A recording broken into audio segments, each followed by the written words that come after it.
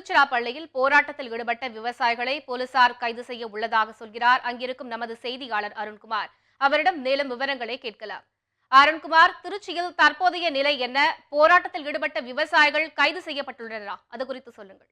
மத்திய அரசு தொடர்ந்து தமிழக விவசாயிகளை வஞ்சித்து வருவதாகவும் இவர்கள் சொல்லக்கூடிய விஷயங்களை காதில் கூட ஏற்றுக்கொள்ளவில்லை என்று தொடர்ந்து தமிழகம் முழுவதும் தொடர்ந்து பல மாதங்களாகவே விவசாய தொடர் ஆர்ப்பாட்டங்களிலும் போராட்டங்களில் ஈடுபட்டு வருகிறார்கள். இந்த நிலையில் 15,000 கனஅடி தண்ணீரானது உச்சநீதிமன்ற உத்தரவின்படி கொண்டு வரப்பட்டது. அதன் பிறகு கர்நாடகாவில் தொடர்ந்து முழு பந்த் நடைபெற்று வருகிறது.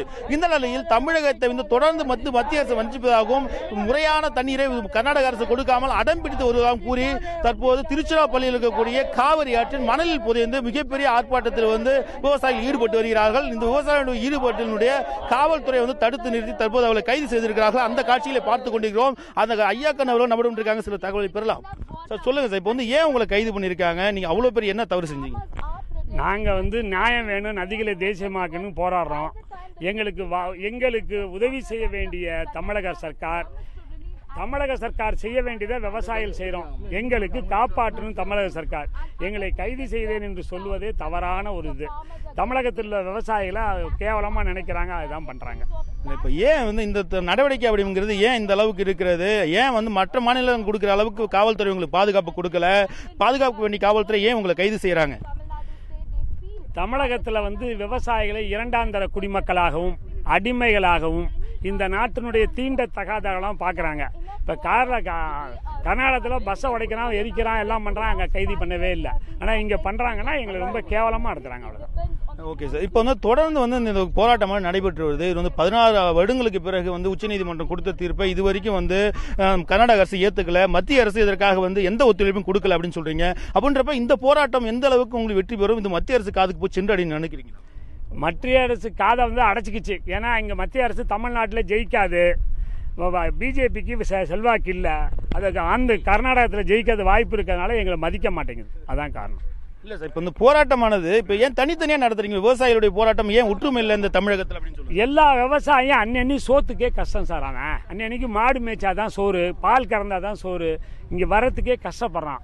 விவசாயிகள் 1-2 அதெல்லாம் விட்டுட்டு மீறி தான் வராமல் ஒழிஞ்சு விவசாயிகள் போராட்டம் அவ்வளோ ஒரு சின்ன விஷயம் இல்லை. அரசியல்வாதினா அவன் செலவு பண்ணி காரில் ஏற்றிட்டு வருவான். இவங்ககிட்ட இருக்கிறது 150 தான் இருக்கும் பணம். அந்த பணத்தை செலவு பண்ணி இங்கே போராட்டம் வர்றதுங்கிறது ஒரு பெரிய கஷ்டமான விஷயம் சார். அதனால தான் விவசாயிகளை சேர முடியல. இப்போ இதுக்கு நிரந்தர தீர்வு கிடைக்குமா? இது இப்போ 12ஆம் தேதி பார்த்தீங்கன்னா அதனுடைய கூட்டமானது கூட இருக்குது, கர்நாடகா பங்கீட்டு குழுவான கூட்டம் கூட இருக்குது. அதில் என்ன நிரந்தர தீர்வு கிடைக்குன்னு நினைக்கிறீங்க சார்? இப்போ கூடுற அந்த போர்டு இருக்க இது காவிரி ரெகுலேட்டரி இப்போ கமிட்டின்னு இருக்க சூப்பர்வைசரி கமிட்டி அதிகாரம் இல்லாத ஒரு கமிட்டி. அதெல்லாம் ஒன்றுமே செய்ய முடியாது. அது வேணால் அதனுடைய ரிப்போர்ட்டை அனுப்புவோம், அதில் ஒரு பிரயோஜனமும் இல்லை.